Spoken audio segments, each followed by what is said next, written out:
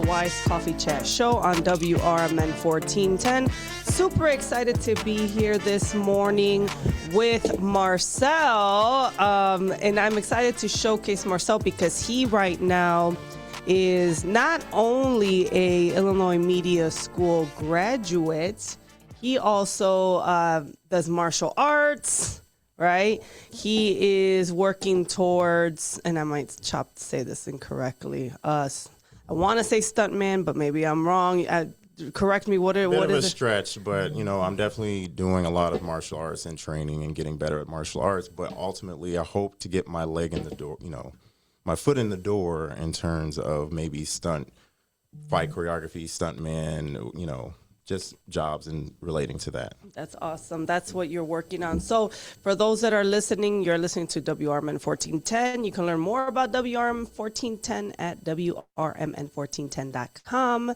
And then who am I? My name is Jennifer Sanchez. I'm the founder of the Wise Alliance Network as well as the Wise Coffee Chat Show here on WRMN, and you can learn more about me at wisealliancenetwork.com. And of course, I'm a real estate investor and a mom of 3 beautiful girls. But let's go back to Marcel's story, who so graciously jumped on, because we needed him and he was a good sport and jumped in. So he actually works behind the scenes with me all the time.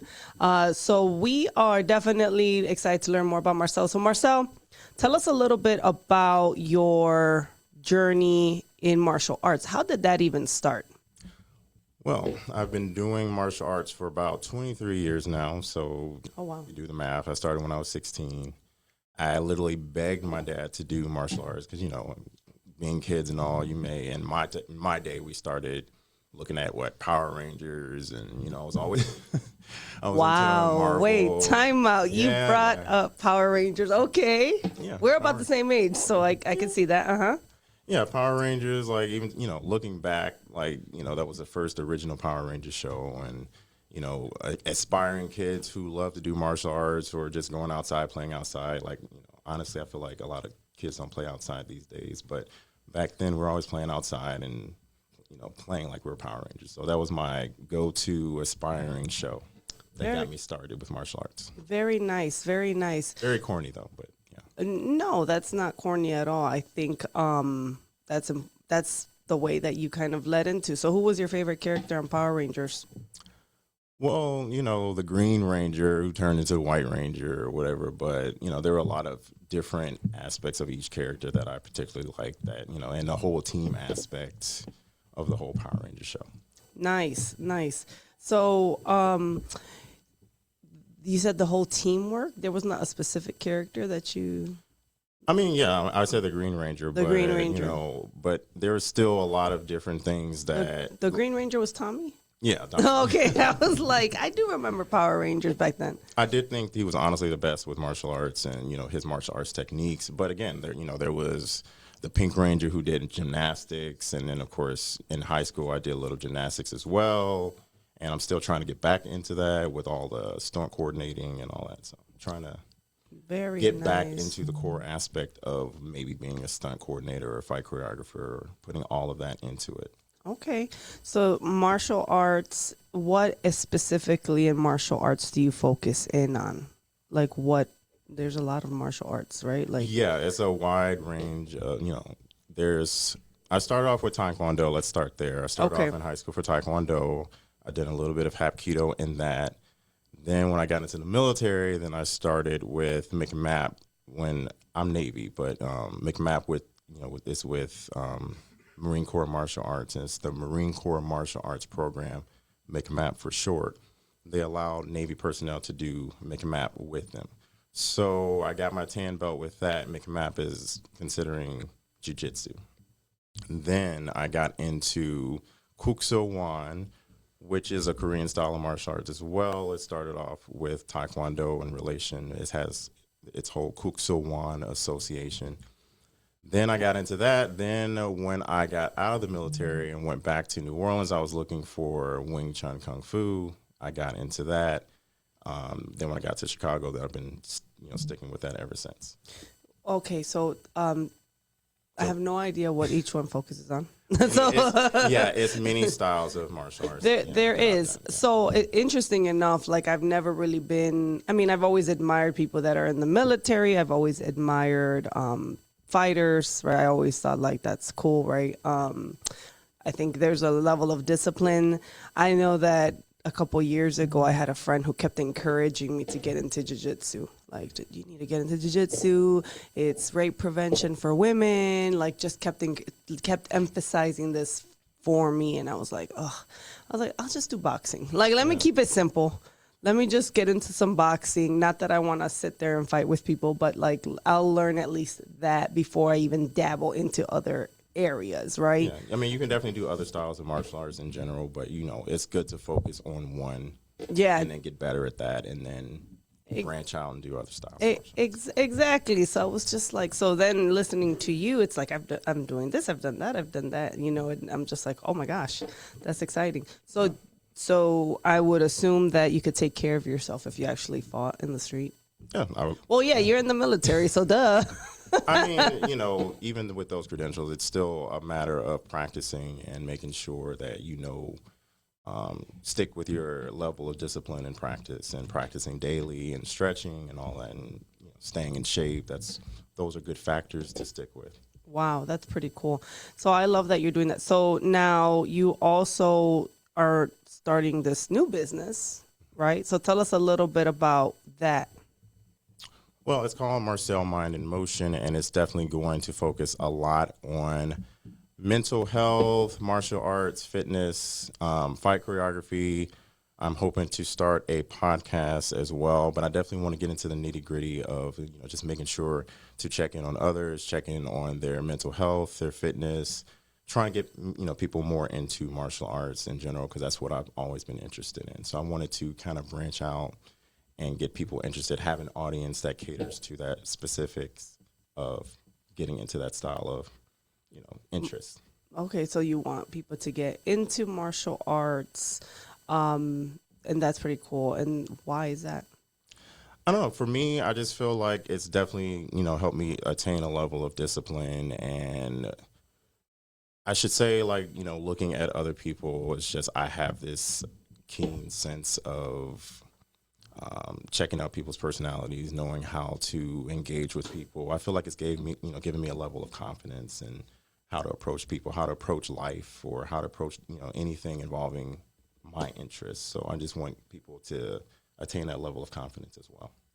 So I feel like it's given me a lot. That's what, you know, to break it down for you. Okay. And you think so?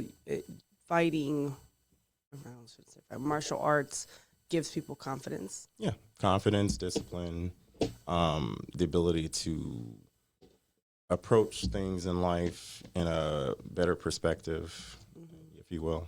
Why did you decide to get into the military? What was that decision? Why did you make that decision?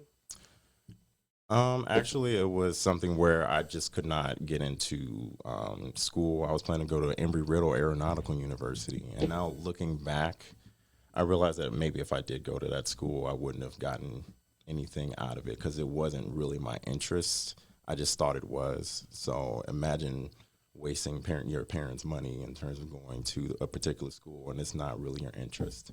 Then I started to get into, you know, psychology, but I realized that's more of a calling. So I realized that maybe that's, you know, it wasn't for me. So things happen the way they're supposed to happen. Yeah, I love how now, like, being at the age that we are, right? Careful now. I know, right? We're young. But, I mean, at least being career focused for whatever, 15, 20 years, it's interesting how to see how the cards fall, right? And the paths that we end up taking, right? So, like, I don't know if people believe in the butterfly effect. I really don't, but I do believe that. I've seen the movie, but yeah, you know, but I think it's part of that theory, right? Like, it's just that one decision that can take you to another direction. It could be something very small too, right? Yeah. Like that, you know. And I know people make fun of it, like, oh, you kill a bug, and then that changes the whole DNA of some sort of, you know, whatever. But you know what I mean, right? A little bit, like the small things can change trajectories. Ripple effect. Ripple effects and cause. So like the fact that you'd said, well, I'm not going to this college, instead I'm going to go into the military, is what led you into other things, right? Which now is where you are at today, right? Yeah. A lot of reasons why, or at least the common reasons why, members may go into the military is because, the educational aspect, the opportunities like the GI Bill. Yeah. Also for me, I have veteran assistance for, medical care. So it's just things that we often worry about with getting a job and having health insurance and, other educational benefits maybe, because some jobs do offer educational benefits. Yeah. So those are like the core aspects of why someone may get into the military, like those opportunities that may come later after serving, or there are, things you can do while you're serving as well. So when I got out of the military, then I was able to use my GI Bill. I didn't use it right away, but now that I'm in school now with Illinois Media School, and I also just graduated with one program, I was able to go into another program I'm currently in, which is the digital media production. Yeah. So, definitely a lot of opportunities involved with the military. A lot of things are going on with the military right now with the current administration. So, I'm not sure how many people are encouraged to do it now in the military. But based on my experience, it seems like, from my experience, I had a lot of opportunities afforded to me from being in the military and serving for 8 years. Wow, 8 years is a long time. Yeah. So when I worked in the nonprofit world prior, in my 20s, I'm like, 20s, right? I remember I would do career services and outreach and marketing for this organization that was a Latino organization in the South Side. And a lot of my clients were vets. Mm-hmm. So I worked a lot with the vet population, trying to help them find jobs. And I remember I guess the highest in command, the second highest in command, and I forget what military branch I worked with. So I don't even remember the title. I just remember he was just very I was the second highest in command. He reiterated that. And he was an older gentleman, maybe in his 60s. So he was Gives you a sense of pride. Yeah, he definitely was very proud, and he drilled that in me. So I was just like, oh, okay, this is a big deal, right? So I'm like, I don't know. But one of the things that I liked was when I would do outreach and I would go to specifically vet events, there's so much pride in being in the military or being from the military. You could hear it in the voices. And then when they would do the hoorah or there's different ways, different branches, yeah. different branches say it differently, different right? Ways of, they have their own, each branch, they have their own culture. They have their own ways of showing their sense of pride. Honestly, sometimes it can be annoying, but, we all come together. And also in the military, I used to do many things on the side, like Honor Guard and, where we did events and we post up and we do certain things involving the Honor Guard. And one thing that I didn't necessarily love it, but it definitely taught me a lot. We did funeral services as well, where we had to fold the flag, and then we also had to play the music that, of course, got everyone teary and crying because, of course, they lost their loved one in the service. So I remember an aspect of where I had to literally, after we folded the flag, I had to present the flag to the, widow or the loved one who, the service member that died left behind. And you literally could not tear up. You couldn't tear up. You couldn't make a face. You had to be stoic. Your face had to be no emotion at all while you said your thing to the, loved one presenting the flag to. Wow. Yeah, that is interesting, right? I could see that being really emotional. Yeah. Right. And you can't be emotional at all when you're presenting the flag. So it's hard. Wow. No, you could tell just the sense of pride when you see, and also the conversation was civilian life. I kept hearing the civilians, right? Yeah. And I was I almost still say that, but then I realized I am a civilian.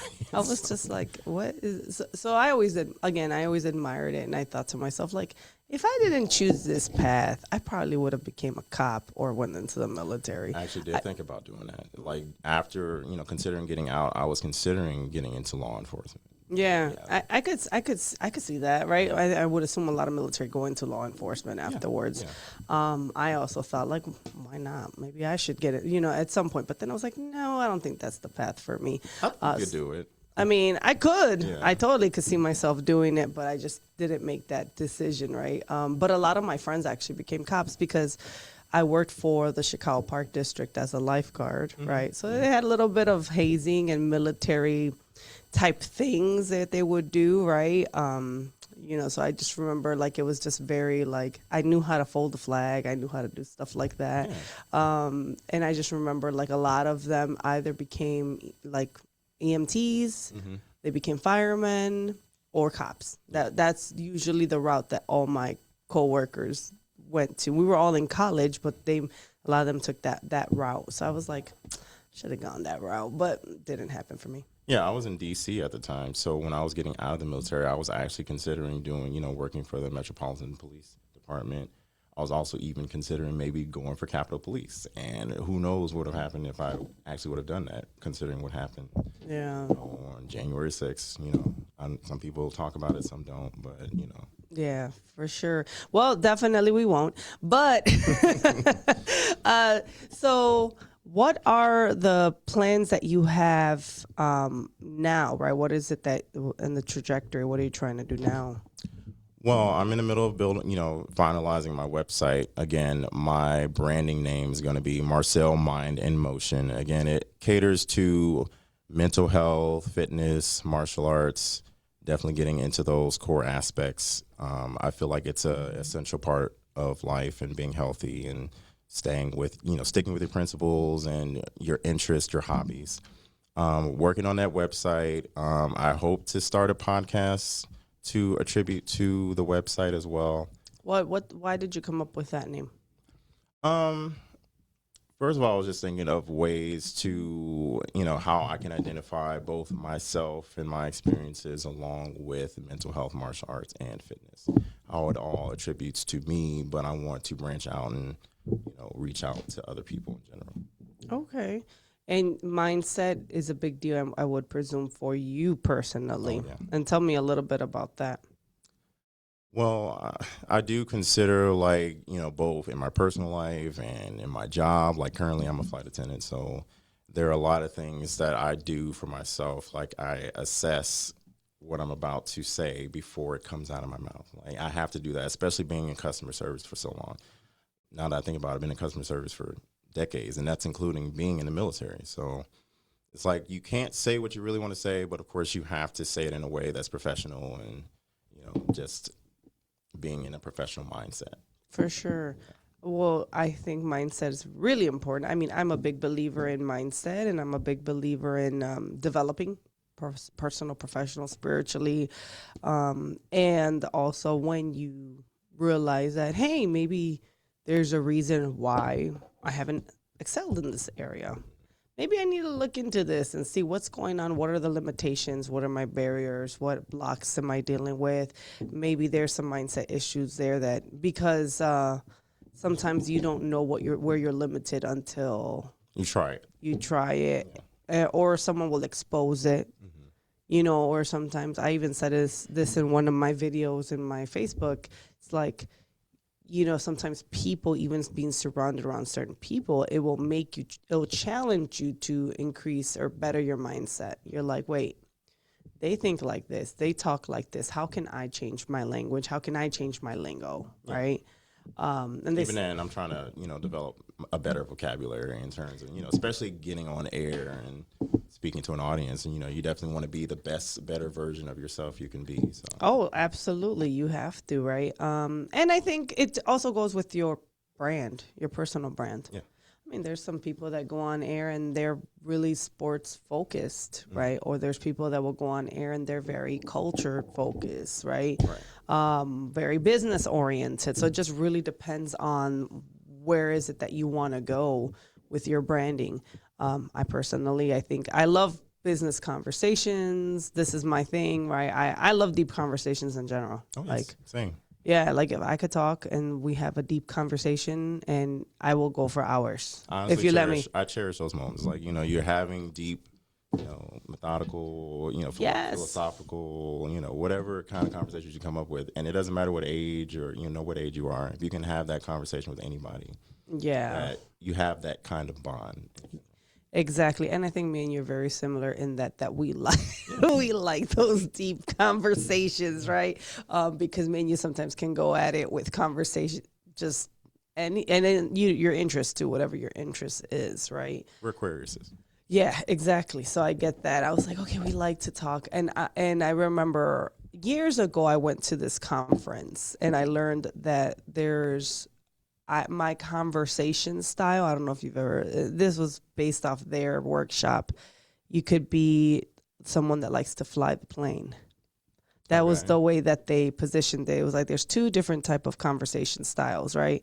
One is like very chopped, just done, like straightforward, and Direct. direct and dry. Right. And then you have someone else that really likes to fly the plane, right? So like, Personally, I really don't, but fly the plane from real life. oh no, not flying a real plane. It's like got it. in the sense of conversation, right? So when you're having conversation, you like to like loop and jump, and then like, oh, let's go into this, and then let's talk about that, and then let's fly back this way, right? So I'm that person that will just kind of like go, and we can, and when someone can do that with me and we fly, I'm like, oh, we're vibing for a while, But then it's difficult when there's people that are very like chop, dry, Cut and dry. straight. How do you deal with people like that? I'm just curious.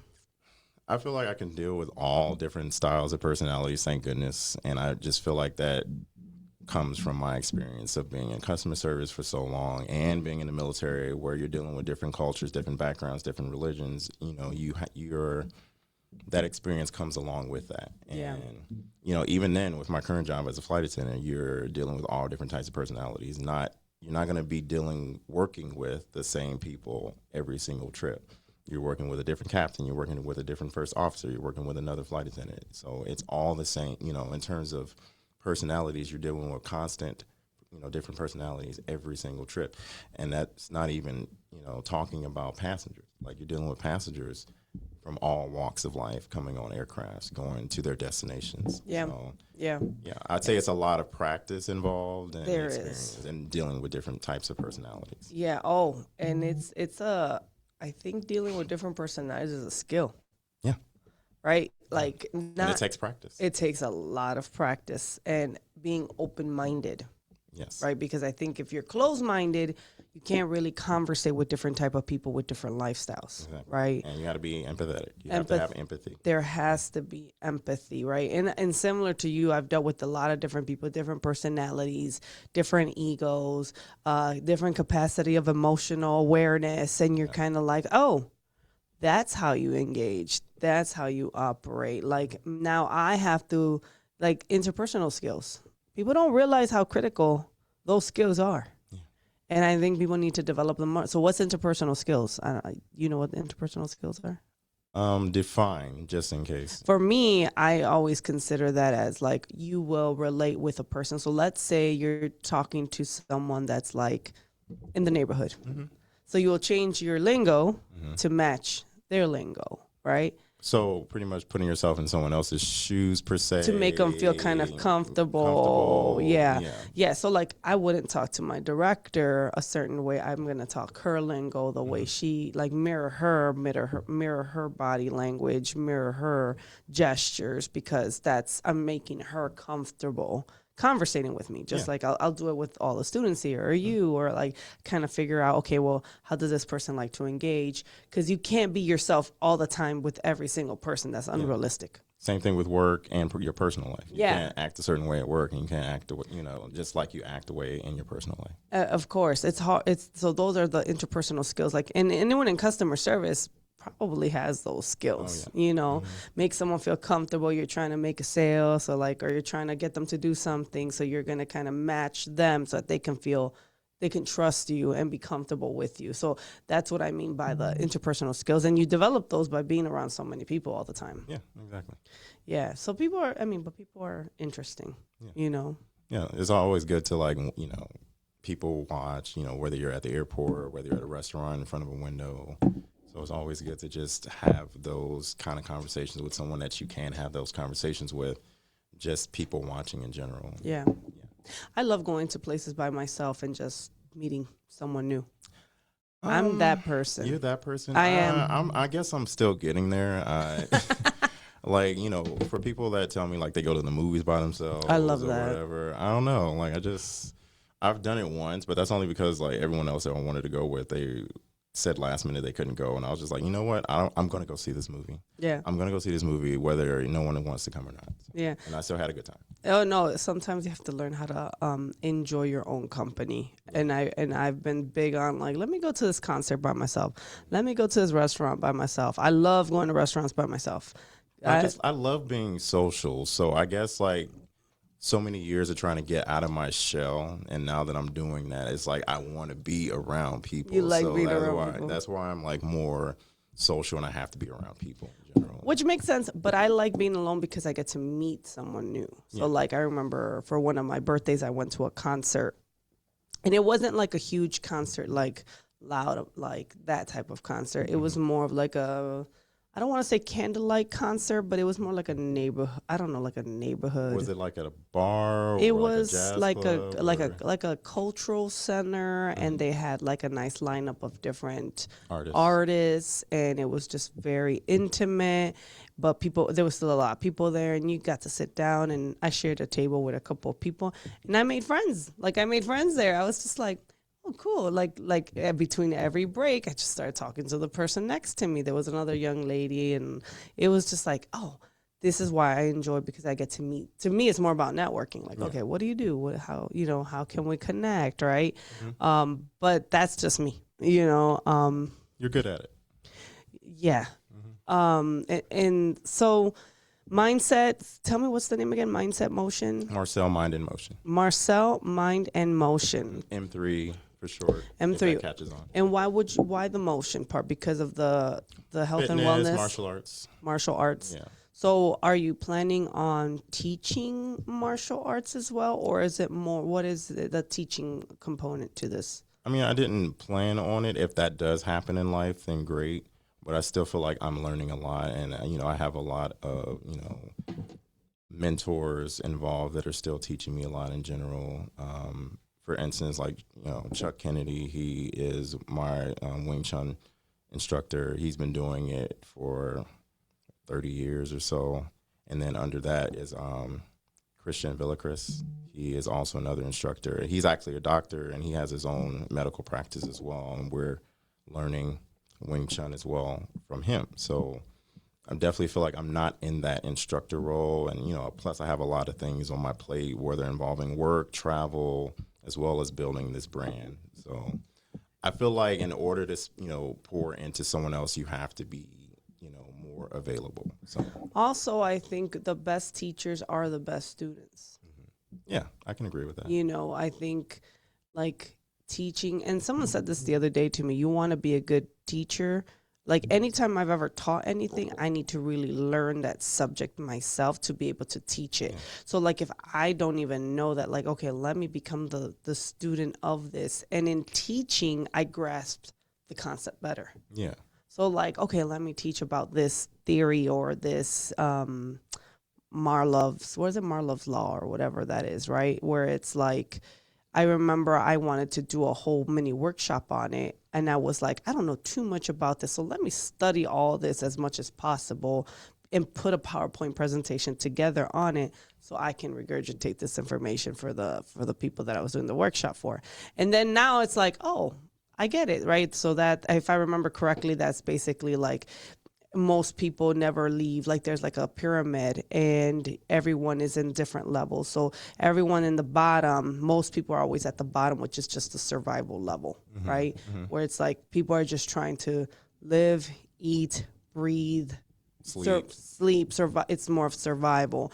Then the next one is making sure like you're comfortable with like monetary things. And then like the next one's like, finally, when you get to the peak of the pyramid, it's when you can have full self-awareness and change in your life because now you're really focused on evolving as a person. Like you have more control of different aspects of your life. Correct. You feel more comfortable doing so. Correct. So, but the people at the bottom that are just in survival mode will never be able to evolve at the top peak, right? Because it's just so much. They're just so focused, which is how life is, right? Like, can you imagine someone that's just trying to pay bills? Like, let me try to evolve and become this dynamic, speaker. It's kind of hard when it's like, I'm just trying to pay rent. I'm just trying to make it. I'm just trying to survive the next day. You don't have room for any more life experience yet. You Yeah. have to, gain and develop more life experience and therefore move up, make mistakes, failure, and learn from those mistakes, all that. So that all of that life experience, you need that before climbing up the top of the ladder to get to the top. Yeah. Yeah, for sure. I think that this is great. So now going back, military, martial arts, doing Marcel Mind in Motion, right? What else is coming for? What else are you working on?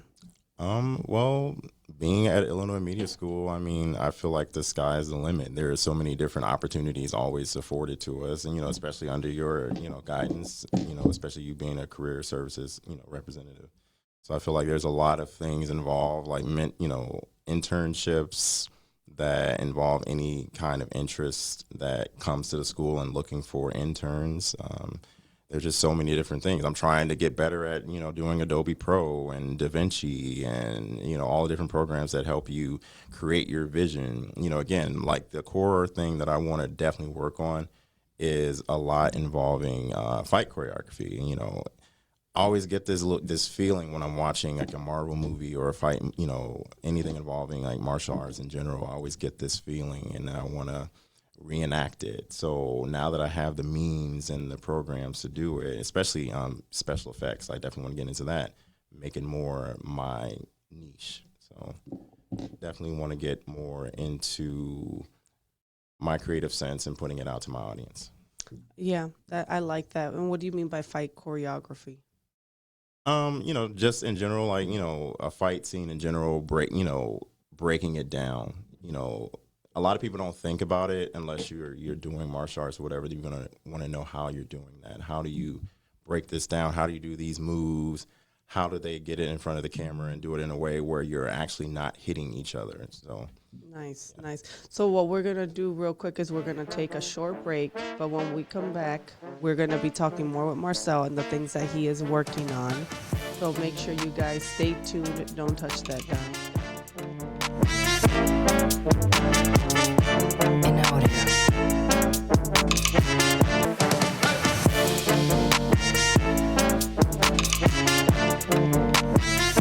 WRMN1410.com. But it's been a great conversation with Marcel, who is the founder of Marcel Mind in Motion. And he also is a big, what'd you say, martial arts expert? martial arts enthusiast, fitness enthusiast. Fitness, martial arts enthusiast, which I personally admire. I think, personally, I love, again, the fighters, the martial art people. Like, I think y'all are so cool. But for me, it's like, I'll just stick to boxing. It's still a type of martial art. It's still a fighting, but I don't want to like sit there. Like, I feel like I'm the type of person that if you put me to spar with someone, sparring is okay. Mm-hmm. But if you put me to like actually fight someone, I'll probably take that so personal and really try to fight you. And I can't, take take it into like a sports mindset, right? And that could be, again, just the way that I've been brought up. But that's why I was like, no, I don't want to, I don't think I would want that part of the fight. I think sparring, I've done like fighting on the bags. No, not the bags. What are they called? The pads. I've done pad work. Yeah, drills. Yeah, I've done that type of work, right? Mm-hmm. I've been yelled at in the boxing by the coach, and I'm like drill sergeant yeah, style? yeah. So like, and I love, honestly, like, I'm telling you, working for the Park District, they had their little moments of like very military style kind of, I guess they were training us. I don't know. We were teenagers and college students, right? Mm-hmm. So there was a lot of like obstacle courses, and they would make us do things. And it was just like, I don't know, like you would have to run and do push-ups. And, there was a lot of, the way that I got inspired to go into my first marathon, I will never forget one of my managers or supervisors would make us run in Humboldt Park and make us run, I don't know, maybe crazy 10 miles. Oh, I God. was like 16 at the time. I hate running, so props to you for that. Yeah, I don't like running too, but I can make myself do it. I do like running. There's certain levels of running that I like. It has to be like fun, easy breezy, 12-minute, like slow, like not like I'm not trying to run for my life here, right? We're just trying to enjoy the jog. But I remember at that age, because they were so big on like push-ups and workouts and all these things. Calisthenics. Yeah, it was. They were so big on that I remember my supervisor was like, "Someday, Jennifer, you're gonna run the marathon." And I remember thinking at 16, like, "No, I'm not." You know, in my mind, I was like, "I'm not running that. What's wrong with you?" You know, and at that time, I was feistier, so it was like, "No, you know, sassy, the sassy 16-year-old." But I did too now, so it's like, oh, I wish Did you call them back? And tell them you I've did? lost connection with that person, and I wish that I like Ernie, if you're listening, if you ever come across this, I ran 2 marathons because of you. But that was because he planted that seed in me at 16 years old that I never thought, right? And it's funny how that now that I think about it, even what we're talking about, those little small decisions lead you to whatever you're gonna go towards. So maybe at that point, if I didn't pursue that, or maybe ran that, or kept up with the health stuff, maybe I would have, who knows? I would have never ran the marathon, right? Yeah, the butterfly effect. The butterfly effect, yeah. Which I don't know if it's true or not. I just know there's a movie on it, but like it sounds. Yeah, it sounds. with Ashton Kutcher and Yeah. way back when. It was an interesting movie. It was a very interesting movie. I remember watching that when I was a teenager, and I was like, wow, just that one decision changed the whole dynamic of that life, right? So it's like the thought, like that one. So it is like, I think choices and decisions that we make in life can be so drastic Yes, and can be paradigm shifts for us. in a way, yeah. I mean, have you ever studied quantum physics? No. Okay, so there's quantum leaps. And I've had a lot of coaches that talk about it where you just make that one decision, right? Like, so like, let's say like you just say, I'm going to go for this, and it's so out of your comfort zone, but that will change the trajectory of your whole life and take you to another level. Yeah. I mean, Right. there was a whole show about that, way back when, and then I know they're trying to do a revival, Oh, really? Quantum Leap. Yeah. Oh, I would love that. Yeah, Really? I mean, I got to look more into it, but it's definitely something that I would definitely look at. Like, the show was like what in the 70s and 80s. Oh, was something it? like Oh, that. and now I'm Yeah. going to look it up. Quantum Leap. Quantum leap. So, for example, like you in the military, right? When you made the decision to sign up to the military, that changed the whole trajectory of your life. Yeah, because who knows where I would be without it? Because, again, I got many benefits involved, like, my educational benefits, my medical benefits, who knows what would happen if I didn't have that. I wouldn't even be going to Illinois Media School or graduating with one program, going into, already in another one. Yeah. And also contemplating another program after this current one. So, Yeah. without that, GI Bill, which again, a lot of military service members go into because they want the educational benefits and the medical benefits and the security of being in the military. Even to this day, like there are a lot of friends of mine that are still in the service who, are trying to, get into retirement. It's like 20 years for active duty, and then you could still be in reserve, and it's a certain requirement for that at a certain age. But, they do it for the security. Like even then to this day, being a civilian and being a veteran, it's like while being in the military, they, kept track of you. Of course, you're signing your life away to the military, but they do take care of you. They take care of you, make sure you're going to your appointments, going to your doctor's appointments or dental appointments, and, making sure you're keeping up with all of that. Now, being a civilian is just like, unless you're on top of that, it's just you realize how much time goes by without someone telling you, hey, you need to go to your dental appointment. Hey, you need to go to your medical appointment. Yeah. So, Do you wake up in the morning and make your bed first thing in the morning? Are you that? I'm trying to stick with that. I do it every now and then, but I definitely try and make that a positive Experience? Yeah, just trying to keep that consistent. Yeah. Right. Because I know that that's a big thing, right? In the military, it's like get up and do your bed, right? Yeah, I remember boot camp and all that. Like we had to do all that every day, and drills and, be reprimanded if we didn't finish in time or, I remember actually being in boot camp, there was this one thing where we had to do like inspections, and I remember we had to go into our bunks because, we have bunk beds in, boot camp. And I went into one of my drawers to get something out, and I had cut myself on a razor, right?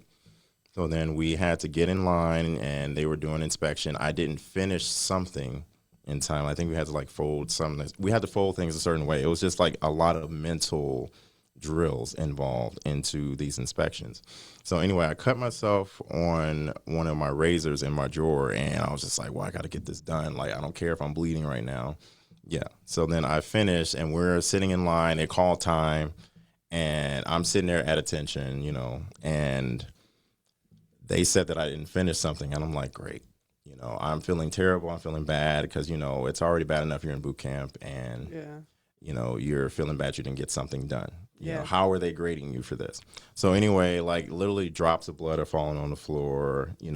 I guess it was so quiet in there you can hear it. So one of my instructors came over, and they saw that I was bleeding. And then, of course, they realized that I did everything I needed to, but I didn't get done in time. But I still finished with everything going on with me bleeding, my hand bleeding on the floor. Oh, wow. So, yeah. So I guess they found that to be like a great thing in terms of how I handled it despite my drawback. You still pushed through. You still made it happen regardless of like what you were. Yeah. The grit, right? The it's really like the grit. Now that I'm listening to you, have you ever done like those warrior dashes or Spartan races? No, but I do like obstacle courses. So, what's that one show? Ninja Warrior. Oh, Ninja Warrior. I would love those. to get. I would love to get into doing one of those shows, especially because I love obstacle courses. If anything, again, I already said I don't like running, but obstacle courses, anything to get your heart rate up, but it's more challenging. I will definitely do that. All right. Well, thank you so much, Marcel, for being on with us. Definitely, if you want to learn more about Marcel, go look him up on social media platforms. Marcel, what's the last name? Marcel Mind in Motion. Marcel Hoyt. Marcel Mind in Motion is my branding. So thank you so much, and you are listening to a Weiss Coffee Chat Show on WRMN 1410. You guys have a great rest of your week. God bless.